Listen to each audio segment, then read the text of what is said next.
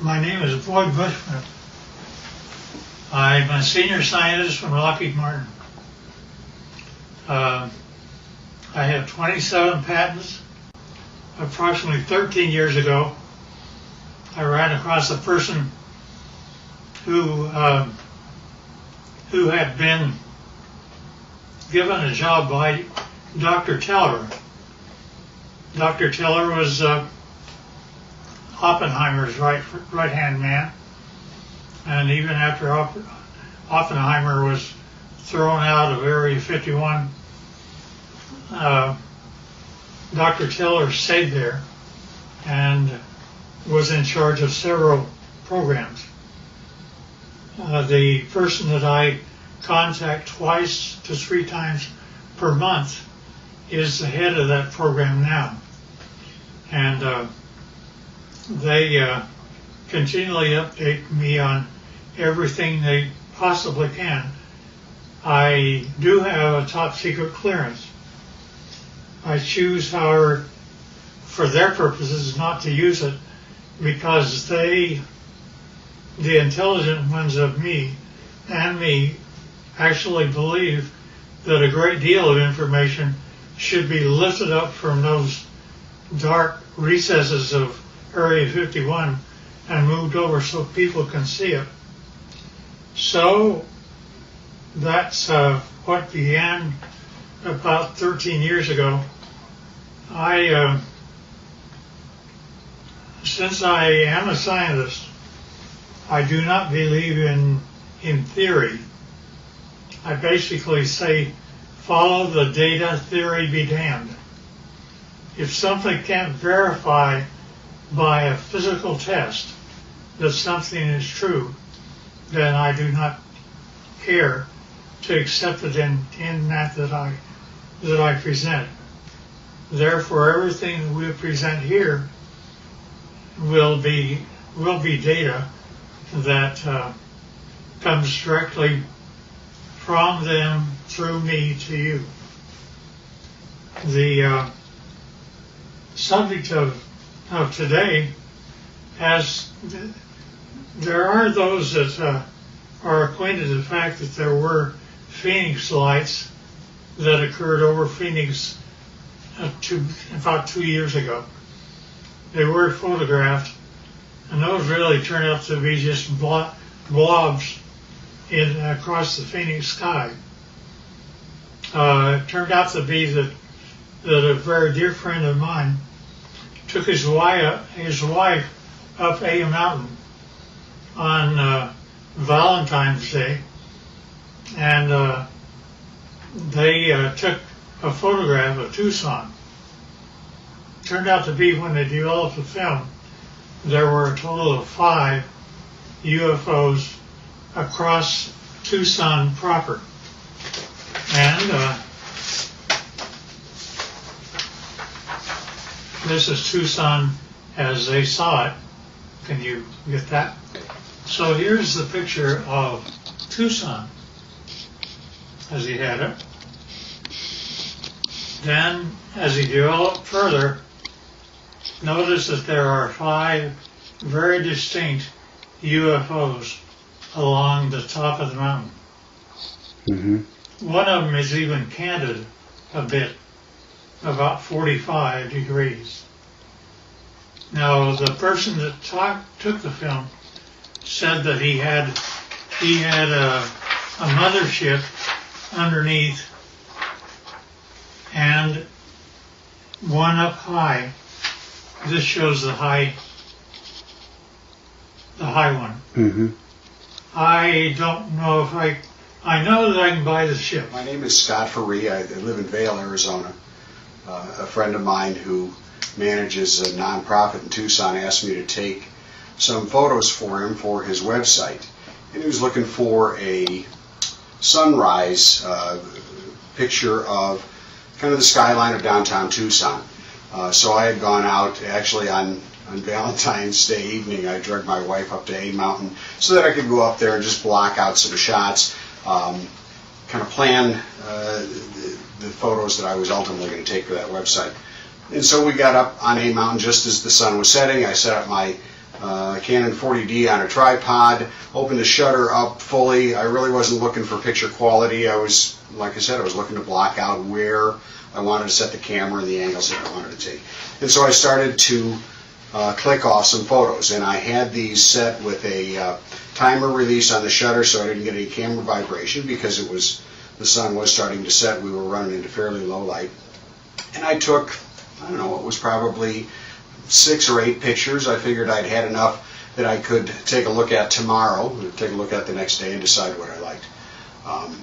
So we went out to dinner that night, went home the following day. I uploaded these photos onto my laptop, and I noticed some lights that I really didn't expect to see up above the Santa Catalina Mountains. And upon closer inspection, and as I really ran out the contrast in the photo, I ended up with something that I still can't explain to this day. This is the original photo, and these lights were showing up just over the top of the mountain.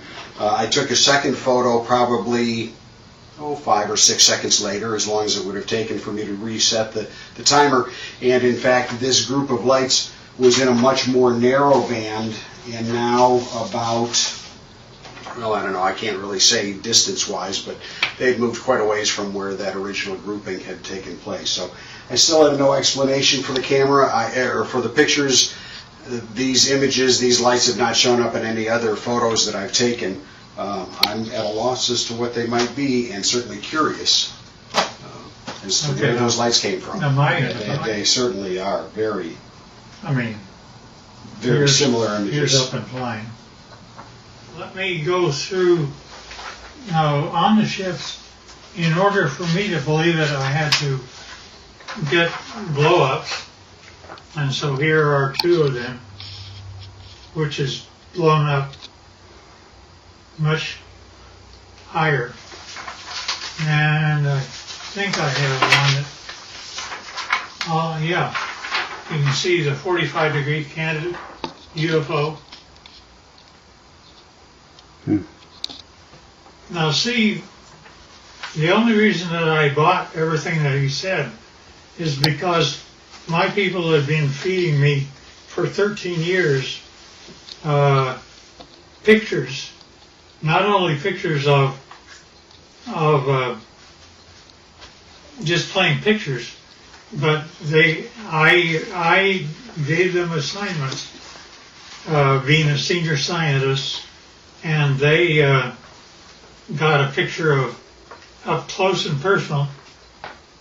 This is a UFO which is ready to take off, and it is very up close. And they inform me that there are 3 elements which the UFO is contained. One is telluride, the other is germanium, the other is palladium. I did not say a metal once. And not only that, but the things pick up and fly using anti-gravity. Now, that's one picture. Here's another picture. In this case, the UFO is not turned on, ready to fly. Therefore, it only shows on the upper part of it. And generally, it's white on the underside when power is applied. Here's also another of the same order. Now, these UFOs are 38 feet in diameter, and it was rather surprising to me, since I actually physically gave them my camera. They took this picture as a UFO was departing. Within one flick of my camera, they got 3 UFOs. That's real. And yeah, we don't know why either. Now also, when UFOs come in, they like we have a heads-up display for our pilots. They do too. This is what their pilots see in order to tell them how to come to Area 51 and land. And not only that, they can go to a vertical hole in a mountain over 51 and go down a shaft. They don't have wheels. They don't have anything like that. They take off by going up straight, and then not only that, but they travel extremely rapidly. Their home planet is Quintonia, which is 68 light years from us. They, to my surprise, when I asked them how fast they take to get from that, it should be 68,000 years to make it according to Einstein. But they're able to make it to us in 45 years. So I gave them an assignment to photograph the planets from space as they were coming back. And they did that. And you see Jupiter and Saturn and Mars and Earth as it's seen by UFOs. And here's another. Now, we aren't going through motherships or anything like that. Nevertheless, those are the UFOs. Now, when they actually get powered up and actually start traveling, it turns like this. You do not hear sound. They're up, they travel like that, they look like that, and they travel extremely rapidly. Now, the question is who are they? Here's another one that's, you see the bottom, how it's all white? It's turned on. Here's also the bottom turned on. Strangely enough, I asked them to take pictures of the power unit on the bottom, up close and personal. They gave me this. I don't know what this means. That's when my camera actually looks into the power center of the UFO. Now, I asked them to tell me about who was flying these things. He therefore said, fine, they're approximately 5 feet, 4.5 to 5 feet tall. They had one or two of them around it that were 230 years old, and we have a total of at least 18 that exist and operate with our facility as Teller set it up.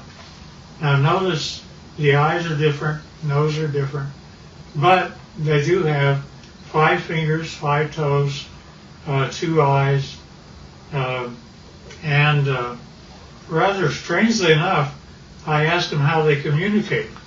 He says, well, it's like this, Boyd. You all of a sudden have a question in your mind. You walk into a room with one of them, and all of a sudden you find yourself giving the answer to your question in your own voice. They're able to use your own voice by telepathy to talk to you. And I said, fine. Now that's how they look front. But when you turn around and look at the back, it's like that. Now notice that they have 3 backbones. They're actually cartilage. Nevertheless, it's a much more efficient system as ours. They also have 3 ribs in their system rather than more. This is also the back side of an alien. Here's a 45-degree look.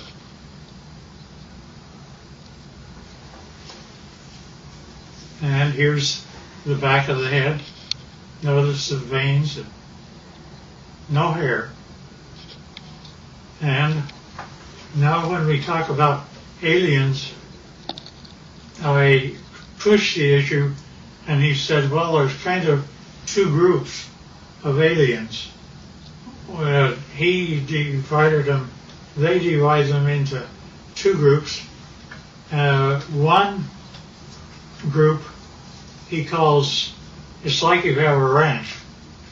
And you have a ranch and you find that one group are your wranglers that know how to wrangle your cattle. There are others are rustlers, ones that steal your cattle. And indeed, that the two groups do act differently. To the ones that are wranglers are much more friendly and have a better relationship with us. Here's the other side of the alien too. Now also notice that their feet, where they have 5 toes, the toes are joined together like a frog, and yet they are dissimilar. Now there was a surprising occurrence, and that is my friend had one of them that was a friend, and he died here. And 10 days after his death, I was out visiting my buddy who's in this picture. And if you look very close, you can see that his friend is in spirit form right over his left shoulder. You can also see that the fingers are long, that there is something. We have an expression that basically say when a person dies, they stay around their body for 3 days and then go off, and they basically have the same thing that happens to them. Now, with respect to the alien craft, we have American citizens which are suited up like this, and they are working on UFOs 24 hours a day, and we're trying to learn what to do. These are 2 guys, 2 American citizens, and they're trying to protect themselves against germs and things like that. And here's another view of them. And here's another one. There's an upper part of a UFO and a lower part of a UFO. This is the upper part, and it's just one of them up there. They have, generally we give them suspenders so that if they start floating, they don't have gravity on the inside. Somebody can grab them and float them over to the side. And this is the home planet that they come from, which they call Quintonia. Now notice that the hand, that's an alien hand. Notice that that the fingers are longer than ours by quite a bit, about 30% longer, and that's just the way they're put together. Now, at any rate,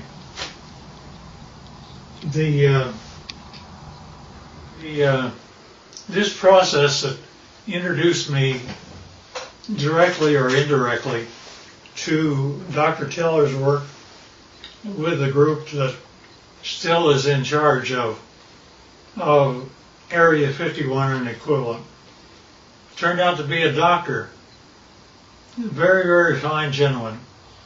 And I was carrying on a conversation with him. He saw how the subject was going, so he simply said, well, you need to know what I did one day. And I said, okay. He said, I was in the process of doctoring a pilot who was a test pilot, a Navy test pilot for the United States government. And it was 1947. said he began, I don't know if it's a drug I had him on or what was occurring, but he basically told me that the radar group, had found a blip out over New Mexico, and that they would like to assign me to go out and check it out. So he said, fine, I'll do that. And he got the fastest airplane that existed then, which was a propeller at the time. And it was fully armed and all the rest of those things.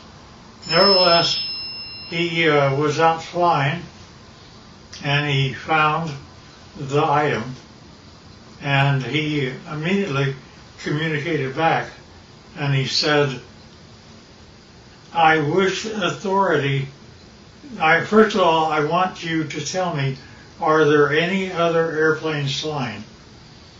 Are there commercial or anything else around other than he and I? Said, just the two of you. And he said, fine. Second thing I want to know is, do I have authority to shoot it down?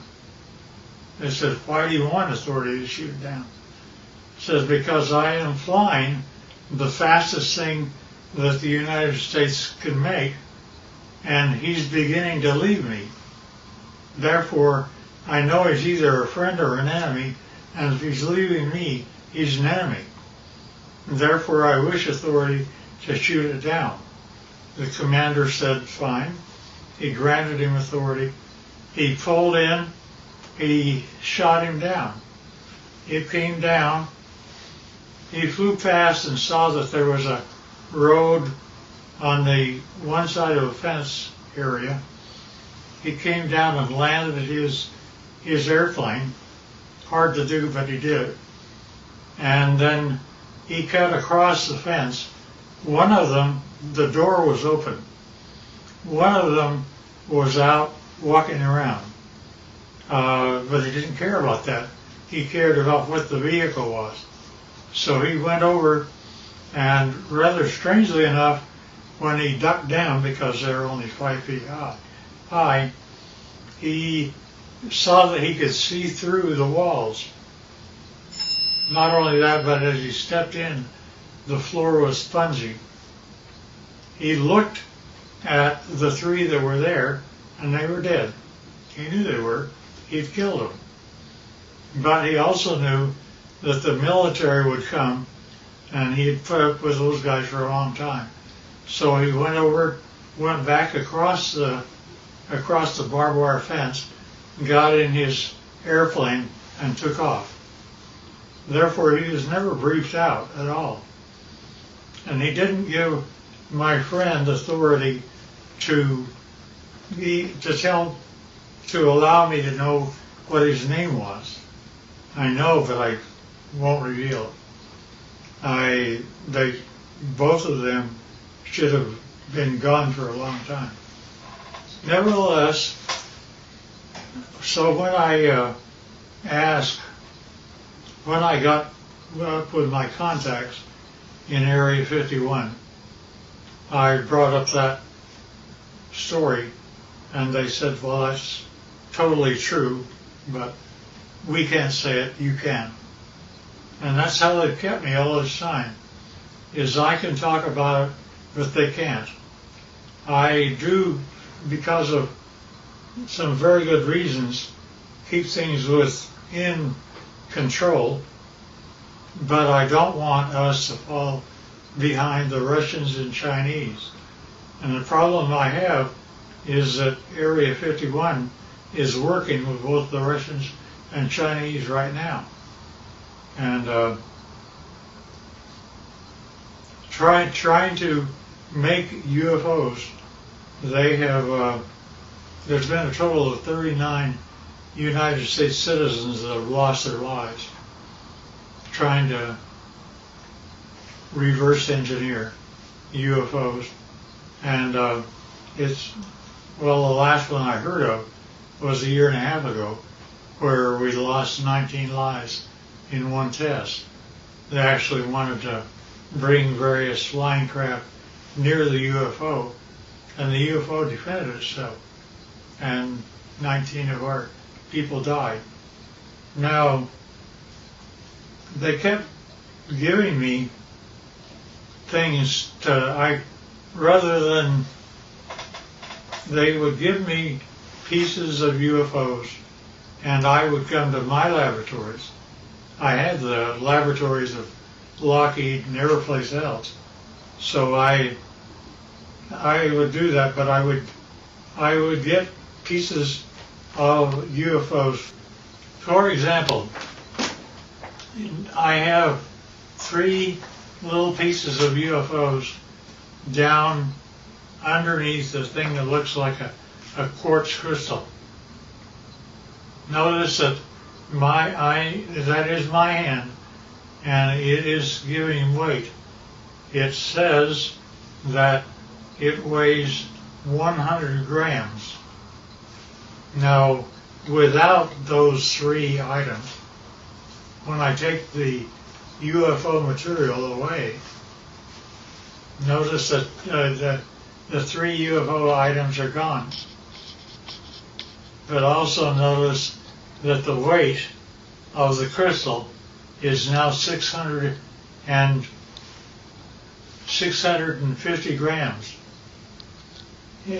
The implication here is that if I were to take the pieces of UFO and put them underneath an average man's scale, he would weigh 45 pounds. Basically, they're working in anti-gravity, and therefore our effort is anti-gravity. Now, not only that, but we take these same pieces of items, and I go to a standard voltmeter, and notice that in my voltmeter I am getting a total voltage of 249 volts out of one piece of UFO. Not only that, but the team took a piece of UFO and connected it up like this and was able to have a complete laboratory operate for 6 months with heavy equipment. And it goes all the way up to 12 amperes. And since you didn't really get this before, here's the foot with the toes joined together. And this is a better view of the same. Now notice also, this is the body of an alien, and where we have 6 ribs that are connected together, they have 3. And the total height is less than 5 feet.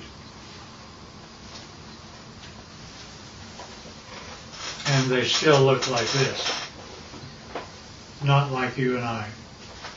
Nevertheless, so we're able to obtain voltages and anti-gravity, and anti-gravity appears several ways, which is rather unique and nice. Scotty talked about UFOs. I basically said, yeah, I understand, because here is what Area 51 was giving to me since the year 2000 and beyond. Notice it's recent, and we have one triangle, then we have 1, 2, 3, 4, 5, and we have one that's 150 feet across, if not larger. And each one of these are separate documentation of UFOs that were photographed and taken across the world from 2000 the year 2004. Now, when you actually get what that all means, is a UFO, when it's white on the underneath side, is ready to fly like that. And it's anti-gravity, that's the reason you don't hear anything. But when it's just parked means just floating in air. It could be above your house, like this, and this. This turns out to be the heads-up display that the aliens see of how to go to Area 51 and store their craft. Nevertheless, this is what the craft looked like. That's how they change power. And notice that here's an egg-like thing, but it's standing on end only because it has no gravity itself. And that is a piece of UFO germanium. And this little dot is a piece of neodymium magnet, which is above the germanium, and it's floating all by itself. And that, again, is a UFO. And we don't know why, but the crystal appears to be colored rose, and we can't figure out why yet. There's a whole batch of analysis that we're having to do. Alien, side view, front view, top view, line.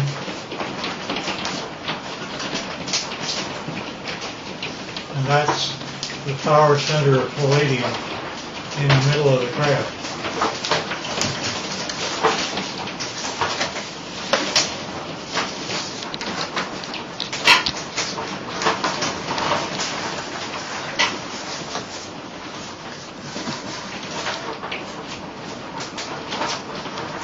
In case I missed anything.